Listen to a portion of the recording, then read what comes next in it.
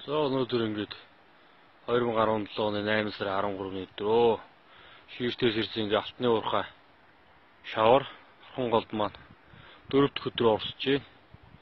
Харин 4 өдрийн дараах байдлаар арай усны өнгө сайхан засарсан. Харьцангуй шавар нь тунгалгажаад хуучин төрхөндөө төгсөж явах шиг байна. Систем болоогүй байна чи. Ийм сайхан тунгалаг урсж байсан маань 4 өдөр урсны дараах байдлаар ингээд шавартай шар ногоо юм болсон байдалтай.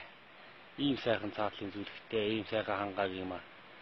Нуурхайгууд ингэж маш муухай болгож байна. Энийг одоо ер нь улсууд харж үзмээр байгаамаа. Нара ийм сайхан хангааг чи ингээд хөрдуулаад ийм муухай ногоон болгоод